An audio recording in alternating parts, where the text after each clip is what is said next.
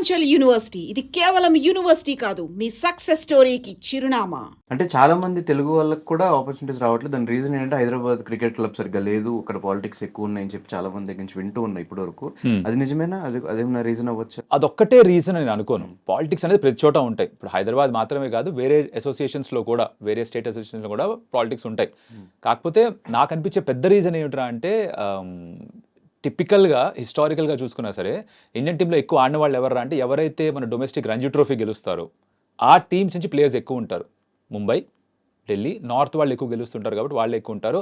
హైదరాబాద్ ఒకసారి గెలిచింది, అది కూడా చాలా చాలా కాలం అయిపోయింది. కర్ణాటక గెలిచినప్పుడు ఆ ప్లేయర్స్ వచ్చారు, తమిళనాడు వాళ్ళు గెలిచినప్పుడు ఆ ప్లేయర్స్ వచ్చారు. సో బేసిక్గా నోటీస్ అవ్వాలి అంటే టైటిల్ గెలవాలి, నాకౌట్స్ దాకా వెళ్ళాలి కనీసం. అది తక్కువ సార్లు జరుగుతుంది హైదరాబాద్కి. నౌ అగైన్ అది ఎందుకు తక్కువ సార్లు జరుగుతుంది అంటే పాలిటిక్స్ వల్ల కరెక్ట్ ప్లేయర్స్ రారా, ఇవన్నీ కథలు వేరే. బట్ ఈవెన్చువల్గా నాకౌట్స్ దాకా వెళ్ళరు కాబట్టి రికగ్నిషన్ అంతా దొరకదు ప్లేయర్స్కి. అండ్ కమెంటరీ చెప్పే వాళ్ళకి ఒక లిమిటేషన్ అంటూ ఏముండదా? ఉంటుందిగా, నోటుకు వచ్చిన బూతులు మాట్లాడలేంగా. బూత్లని కాదు అంటే హర్ష భోగ్లే రోజు కమెంటరీ మానేయడానికి రీజన్ ఏంటంటే ఒక షాట్ని వర్స్ట్ షాట్ అని చెప్పి కమెంటరీలో చెప్పడం వల్ల విరాట్ కోహ్లీ కంప్లైంట్ ఇవ్వడం, దానివల్ల ఆయన రాలేదు అని చెప్పి విన్నా. అదేదో నేను విన్నాను, ఎంతవరకు నిజమో తెలియదు. అంటే మధ్యలో కొంతకాలం తను చేయలేదు, బట్ మళ్ళీ తిరిగి వెనక్కి వచ్చేసారు. బీసీసీఐ ప్యానల్లో ఇప్పుడు ఉన్నారు, ఆయన కామెంటరీ చేస్తున్నారు. ఒకవేళ కామెంటరీ చేయకపోతే వేరే చోట ఆన్లైన్ ప్లాట్ఫామ్స్లో అక్కడ స్లో ఎక్కువ చేస్తున్నారు. కరెక్ట్, అది కూడా చేస్తూ ఉంటారు. సో ఇట్స్ నాట్ లైక్ వీళ్ళకి అగెయిన్స్ట్గా వెళ్తే ఇంకా అసలు పనే ఉండదు టైప్లో కాదు. ఎవరి లిమిటేషన్స్ ఉన్నాయని కాదు, ఉన్న బేసిక్ లిమిటేషన్స్ ఏంటంటే బూత్లో వాడకూడదు, ఆబ్వియస్లీ బేసిక్ సెన్స్ అది. ఈవెన్ షార్ట్స్ గురించి కూడా రాంగ్ గా మాట్లాడకూడదు అని. అలాంటిదేమీ లేదు. I mean you can give your opinion. జనరల్గా చెప్తారు ఏంటంటే ఎక్కువ క్రిటిసైజ్ చేయకూడదు అంటారు.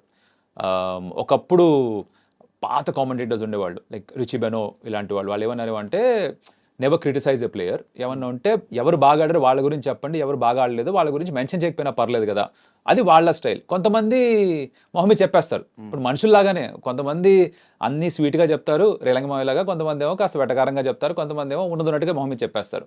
అది ఎవరి స్టైల్ వాళ్ళది, ఒక్కొక్కరి స్టైల్ ఒకరిది. నచ్చుతుంది, నచ్చిన వాళ్ళకి నచ్చదు. అంటే ఏమి రిస్ట్రిక్షన్స్ ఉండి ఇట్లా మాట్లాడకూడదు అట్లాంటివి ఏమి మీకు కామెంటరీలో స్టార్టింగ్ ఎప్పుడు చెప్పలేదు? అంతగా ఏముండవు, చెప్పాను కదా. అన్నెసరీగా లైక్ రీజనల్ బయస్ మీద వెళ్ళకూడదు, లేకపోతే కాస్ట్ స్లర్స్ ఏం వాడకూడదు. Anything which is controversial in terms of case వేయచ్చు అలాంటివి ఏమైనా అయిపోతే బూతులు మాడకూడదు. ఆబ్వియస్లీ కొన్ని పదాలు ఉంటాయి, అవి వాడకూడదు. రిలీజన్ గురించి మాడకూడదు, ఇలాంటివి ఉంటాయి బేసిక్ గైడ్ లైన్స్ అవి. అది ఎక్కడున్నా సరే, ఇప్పుడు మనం ఇంటర్వ్యూ చేస్తున్నా కూడా మీరు ఆబ్వియస్లీ ఒక నార్మల్ తెలుగులో మాట్లాడతారు, మనం ఇది ఆఫ్ కెమెరా వేరేగా మాడుకోవచ్చు మన ఫ్రెండ్స్ అయితే, అవి ఇక్కడ మాడడంగా అలాంటిది అది కూడా. ఓకే, మీరు కమెంటరీలో స్టార్ట్ చేసినప్పుడు మీ జర్నీ ఎలా స్టార్ట్ అయింది అసలు, ఇప్పటివరకు ఎలా కంటిన్యూ అవుతూ వచ్చింది? ఎట్లా స్టార్ట్ అయింది అంటే 2018లో మొదలైంది. దానికి కారణం నేను ఒక పార్ట్ టైం ఆర్జేగా చేసేవాడిని రెయిన్బో ఎఫ్ఎంలో 101.9. అక్కడ ఒక 5 ఏళ్ళు చేశా. ఫ్లో చూస్తున్న అర్థం అవుతుంది ఆర్జే ఉంటారు అంటే ఐటీ జాబ్ చేస్తూ అది కూడా చేసేవాడిని. అక్కడ ఒక ఫ్రెండ్ తెలుసు, శ్రీనివాసన్ అబ్బాయి. అతనికి స్టార్ స్పోర్ట్స్లో స్టార్ట్ చేస్తున్నప్పుడు ఛానల్ వాళ్ళు అక్కడ ప్రొడ్యూసర్ పరిచయం, వెంకట్ రేగల అంటాం. అతను శ్రీనివాస్ నా పేరు రెఫర్ చేయడం, దట్స్ హౌ నేను ఆడిషన్ ఇచ్చా. అలా స్టార్ట్ అయింది జర్నీ అలా స్టార్ట్ అయింది. ఫస్ట్ సీజన్ చేశాను. దాని తర్వాత 2019లో వాళ్ళు ఫుల్ ఫ్లెజ్గా ఛానల్ స్టార్ట్ చేసినప్పుడు వచ్చి జాయిన్ అవుతావా అన్నారు. అంటే వాళ్ళ రోల్స్లో కాదు, కాంట్రాక్ట్ ఇస్తాం కానీ ఫుల్ టైం చేస్తామని అడిగారు. ఇదేదో బాగుంది అనుకున్నా, ఎందుకంటే నచ్చిన స్పోర్ట్ గురించి మాట్లాడుతూ డబ్బులు కూడా ఇస్తామంటే ఎవరు కాదంటారు. So I said okay. ఇంట్లో వాళ్ళు పెద్దగా ఆ టైంలో కొంచెం కంగారు పడ్డారు, ఏంట్రా ఏం చేస్తున్నాం, ఐటీ జాబ్ ఇండియన్ చేస్తూ స్టేబుల్ ఇన్కమ్ వస్తుంది, అది వదిలేసి ఎప్పుడు లేనిది చేయండి కామెంటరీ ఏంటి, ఎంతకాలం ఉంటుందో కూడా తెలియదు కదా, అవసరమా అని. But I took A chance and అప్పటి నుంచి బాగానే ఉంది ఇప్పటిదాకా, టచ్ వుడ్. ఓకే, ఈ ఇంటర్వ్యూలో మీరు ఒకసారి రోహిత్ శర్మ ఇష్టం అన్నారు, ఇంకోసారి విరాట్ కోహ్లీ, ఇంకోసారి ధోని. మీరు ఎవరి ఫ్యాన్? ఎగ్జాక్ట్లీ అందరి ఫ్యాన్ నేను. ఇండియాకి ఆడే ప్రతి క్రికెటర్ అంటే నాకు ఇష్టం. I'm fan of them, I respect them a lot. Because ఇండియాకి ఆడడం చాలా కష్టం. ఇన్ని కోట్ల మంది క్రికెట్ ఆడితే దాంట్లో వందల మంది ఆడతారు. ఎంత ఎగ్జాక్ట్ నెంబర్ తెలియదు కానీ 300-350 మంది టెస్ట్ మ్యాచ్ ఆడారు ఇండియాకి. మొత్తం అంతా కలిపిన 1000 మంది కంటే ఎక్కువ ఉండరు టెస్ట్, ఓడిఐ, T20 ఆడింది ఇన్ని కోట్ల మందిలో. అంటే ఇండియా వరకు ఆడాలి, అక్కడ వరకు వెళ్ళాలి అంటే ఎంత కష్టపడాలో ఒక చిన్న ఐడియా నాకు ఉంది. సో అక్కడ వరకు వెళ్ళిన ప్రతి ఒక్కరిని నేను రెస్పెక్ట్ చేస్తాను, ప్రతి ఒక్కరికి ఫ్యాన్ నేను. It's not just Virat, Rohit or Dhoni.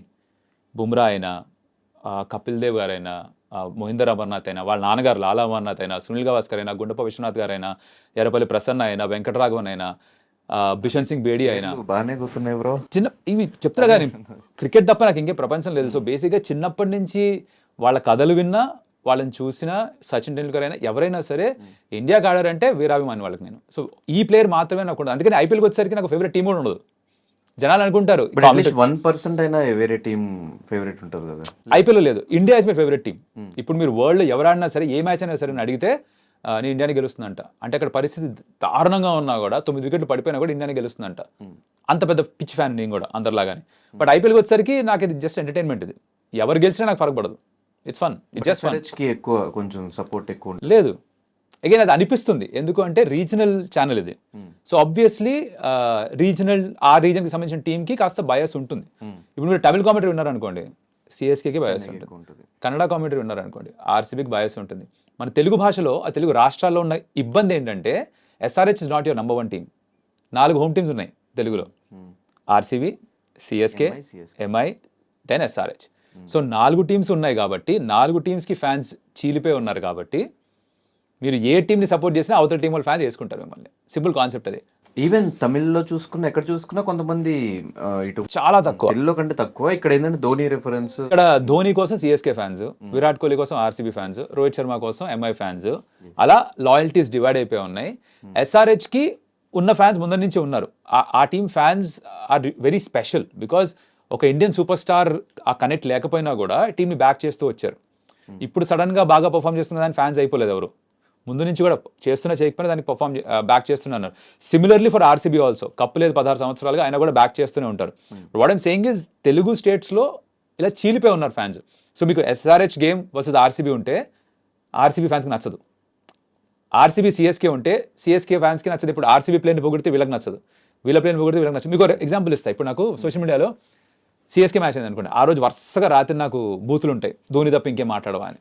Okay, RCB match అయిపోయింది, కోహ్లీ సెంచరీ తప్ప ఇంకెవరి సెంచరీకి అసలు కామెంటరీ చేయవా, రోహిత్ శర్మకి ఎప్పుడన్నా కామెంటరీ చేసావా అసలు అని చెప్పి తిడతారు. రోహిత్ శర్మ సెంచరీ వస్తే, రోహిత్ శర్మ పుల్ షాట్ గురించి ఏమైనా మాట్లాడితే ఎప్పుడైనా విరాట్ కోసం ఇట్లా కామెంటరీ చెప్పావు, ఎందుకు అలా గొంతు చించుకుని తిడతారు. ఓకే, అన్ని తప్పులు చేస్తుంటారు. లేదా నేను అందరి గురించి ఒకేలా మాట్లాడుతున్నా, మీరు ఏ టీం ఫ్యానో దాన్ని బట్టి మీ ఒపీనియన్ నా గురించి మారుతుంది. నా పాయింట్ ఆఫ్ వ్యూ అది. అండ్ చాలా మంది ఈ మధ్యకాలం సోషల్ మీడియాలో కూడా చూస్తున్న, ఎస్ఆర్హెచ్కి ఫ్యాన్స్ లేరు, ఎస్ఆర్హెచ్కి ఫ్యాన్స్ ఓన్ టీమ్సే సపోర్ట్ చేయట్లేదు ఎవరు అని చెప్పి చాలా మీమ్స్ అవి చూస్తూ ఉన్నా. దాని మీద మీ ఒపీనియన్ ఏంటి? ఈ సీజన్ మారింది ధనుష్, జెన్యున్ గా ఈ సీజన్ ఐ థింక్ సపోర్ట్ పెరిగింది. నిన్న కూడా స్టేడియంకి వెళ్ళినప్పుడు when I saw the match, అన్ని మ్యాచ్లు 250 దాటితే ఎగ్జాక్ట్లీ. సో ఐ థింక్ ఏమైందంటే పర్ఫార్మెన్స్ చాలా బాగా ఉండేసరికి బయట జెర్సీలు అమ్ముతారు కదా, విరాట్ కోహ్లీ జెర్సీస్ మాక్సిమం జనాలు వేసుకుంటారు. కానీ ఇప్పుడు Pat Cummins Jersey, class and Jersey కూడా జనాలు కొనుక్కొని వేసుకొని స్టేడియంలోకి వస్తున్నారు. అండ్ టాస్ జరిగినప్పుడు ఆర్ అదర్ ఎంట్రీ ఇచ్చినప్పుడు విరాట్ కోహ్లీ గ్రౌండ్లోకి రాగానే గట్టిగా అరిచారు. అది ఎక్స్పెక్టెడ్, రైట్? సౌండ్ నెక్స్ట్ లెవెల్లో ఉండింది. షాక్ అయ్యి ఏంట్రా ఇది ఇంత సౌండ్ వస్తుంది, తిరిగి చూస్తే విరాట్ కోహ్లీ ఎంట్రీ. ఓకే, అర్థమైంది. టాస్ అప్పుడు ప్యాట్ కమిన్స్ రాగానే అంతే గట్టిగా అరిచారు. నాకు అర్థం కాలేదు. టాస్లో Faf du Plessis Pat Cummins, Indian star ఎవరు లేడు, అంతే గట్టిగా అరుస్తున్నారు. బిగ్ స్క్రీన్లో ట్రావిస్ హెడ్ రాగానే అంతే గట్టిగా అరిచారు. సో ఇప్పుడు మీరు డెసిబల్ లెవెల్స్ మెజర్ చేస్తే బహుశా కాస్త తక్కువ ఉండొచ్చేమో విరాట్ కోహ్లీతో పోలిస్తే. But what I'm trying to say is SRH కూడా అంతే ఫ్యాన్ బేస్ పెరుగుతోంది, ఎస్పెషల్లీ ఈ సీజన్లో. అంటే వార్నర్ బయటకు వచ్చిన దగ్గర నుంచి మరీ ఫ్యాన్ బేస్ డల్ అయిపోయింది అని చెప్పి అది వార్నర్ ట్రీట్ చేసిన విధానం వాళ్ళకి నచ్చలేదు ఫ్యాన్స్కి. ఎవరైతే టీంతో పాటు ట్రావెల్ అయ్యారో ఇన్ని సంవత్సరాలుగా, ఎవరైతే వార్నర్ని ఆడించలేదో, బెంచ్ చేశారు, తర్వాత టీంలో తీస్తారు, తర్వాత బ్లాక్ చేశారు సోషల్ మీడియా అని చెప్పి కూడా వచ్చాయి. ఇవన్నీ చూసి కొంచెం హర్ట్ అయ్యారు ఫ్యాన్స్. బట్ నెక్స్ట్ సీజన్ మళ్ళీ ఎవరైతే వచ్చారో వాళ్ళు ఓన్ చేసుకున్నారు. ఇప్పుడు ఈ సీజన్లో ప్యాట్ కమిన్స్ అంత ఖర్చు పెట్టుకున్నప్పుడు నాకు ఆప్షన్లో టు బి ఆనెస్ట్ నచ్చలేదు. బికాజ్ ప్యాట్ కమిన్స్ ఆస్ట్రేలియాకి T20 ఆడు, అలాంటి ప్లేయర్ని 20 కోట్లు ఖర్చు పెట్టి తీసుకొచ్చారు, ఏమవుతుందా అనుకున్నాను నేను కూడా. బట్ ఇప్పుడు పర్ఫామ్ బాగా చేస్తున్నారు కాబట్టి, గెలుస్తున్నారు కాబట్టి మూవ్ కరెక్ట్ అనుకుంటాం. అదే కేకేఆర్లో ఇదే ప్యాట్ కమిన్స్ ఆడినప్పుడు ప్రతి మ్యాచ్లో 50 రన్స్ ఇచ్చాడు, ఒకే మ్యాచ్లో 50 కొట్టాడు బ్యాట్ తోటి. ఈవెన్ ఇక్కడ కూడా ఇస్తున్నాడు రన్స్, కాకపోతే కవర్ అయిపోతుంది క్యాప్టెన్సీ తోటి, బ్యాటర్స్ బాగా ఆడుతున్నారు కాబట్టి, రిజల్ట్స్ వస్తున్నాయి కాబట్టి మూవ్ కరెక్ట్ అనుకుంటున్నాను. కూడా 55+ రన్స్ ఇచ్చాడు, ఆ మ్యాచ్ కూడా 50 కంటే ఎక్కువ ఇచ్చాడు. బ్యాట్ తోటి బాగా చిన్న క్యామియో ఆడాడు. బట్ గెలుస్తున్నారు కాబట్టి తీసుకునే నిర్ణయం కరెక్ట్ అనిపిస్తుంది, గెలవకపోతే నిర్ణయం తప్పు అనిపిస్తుంది. ఆ టైంలో నాకు రైట్ కాదేమో అనిపించింది, అంత డబ్బులు ఇవ్వడం ఒకే ప్లేయర్కి. But they back that. ఈ ఫ్యాన్స్ ఏమో అప్పుడు కూడా 20 crores మాడికి ఇచ్చారు అని వాళ్ళు ఓన్ చేసేసుకుంటున్నారు. ఎందుకు ఏమిటన్నది, ఈ ఇంత ప్రేమ ఒక టీం మీద నాకు యాక్చువల్లీ అర్థం కాని విషయం. ఇండియాకు ఉండడం I can relate to it, but ఈ ఫ్రాంచైజీ లీగ్లో నెక్స్ట్ లెవెల్కి వెళ్ళిపోతుంది ఇది. కొట్టేసుకుంటారు ఇష్టం వచ్చినట్టు. అంటే ప్యాట్ కమెంట్స్ కెప్టెన్సీ లక్ అనుకోవచ్చా, నిజంగానే ఆయన పెడుతున్నవంతా జరుగుతున్నాయి? ఒకసారి అంటే లక్ అనొచ్చు కదా ధనుష్, ప్రతిసారి లక్ అనలేంగా. అంటే బౌలింగ్ కూడా అంతే, వీళ్ళు 270 కొడుతున్నారంటే అందులో ఒక 200 ప్లస్ రన్స్ కూడా ఇస్తున్నారు కదా. ఇస్తున్నారు, అదైతే ఉంది. దానికి again 2 కారణాలు నేను అనుకుంటున్నా. ఒకటి పెద్ద టోటల్ ఉంది అన్నప్పుడు ఆబ్వియస్లీ అపోజిషన్ కూడా అగ్రెసివ్గా ఆడతారు, అదొకటి. 2 బౌలింగ్ అంత గొప్పగా లేదు, ఏమాట కాబట్టి ఒప్పుకోవాలి. ఐ థింక్ ఒకటో 2 మ్యాచ్లు బౌలింగ్తో గెలిచారు వీళ్ళు, సన్ రైజర్స్ హైదరాబాద్ ఈ సీజన్. మిగతా బ్యాటింగ్ బలం వల్లే గెలిచారు. సో బౌలింగ్ ఒక కాజ్ ఆఫ్ కన్సర్న్. ఆర్సీబీ మ్యాచ్లో కూడా అడుగుతున్నా లక్క లేకపోతే ఏంటి లేదు, తన క్యాప్టెన్సీలో లక్కేం లేదు, మ్యాచ్లు గెలవడంలో కూడా లక్కేం లేదు. ఇప్పుడు బ్యాటింగ్ క్లిక్ అయినప్పుడు ఆబ్వియస్లీ గెలుస్తున్నారు. ఉట్టి బౌలింగ్ మీద ఐ థింక్ ఒకటే మ్యాచ్ నిజంగా చెప్పాలంటే బౌలింగ్ మీద గెలిచారు, ఆ రోజు బాగా చేశారు కాబట్టి. బట్ వీళ్ళ బలం బ్యాటింగ్. ఒకప్పుడు 5 ఏళ్ల క్రితం వరకు 140 కొడితే బౌలింగ్తో ఆపేసుకుంటారులే అని ఒక ఫీలింగ్ ఉండేది ఎస్ఆర్హెచ్ మీద.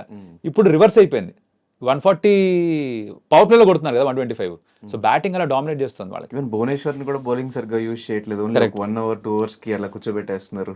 అది captain's call, we don't really know. ఆ మ్యాచ్లో 1 ఓవర్ ఎందుకు ఇచ్చారో అర్థం కాలేదు కానీ, but is captain's is on point to be honest. Because ఎలా అయితే ప్లేయర్స్ని బ్యాక్ చేస్తున్నాడో, డ్రెస్సింగ్లో వచ్చే స్పీచెస్ అవ్వచ్చు, ఎలా అయితే ఒక యాటిట్యూడ్ స్ప్రెడ్ చేస్తున్నాడో, అది ఆస్ట్రేలియా కూడా చూసాం. ఊరికే అంటే ఏమి క్యాప్టెన్సీ లేకుండా యాషెస్ గెలవడం, WTC గెలవడం, వరల్డ్ కప్ గెలవడం జరగదు. ఆబ్వియస్లీ ఆ బ్రెయిన్స్ తన దగ్గర ఉన్నాయి, ఏ మూవ్ చేయాలి, ఎప్పుడు ఏ ప్లేయర్ని తీసుకురావాలి, ఎక్కడే ఫీల్డర్ని పెట్టాలి, అది దానికి బాగా అర్థమవుతుంది. ఈ అండర్స్టాండ్స్ గేమ్ రియలీ వెల్.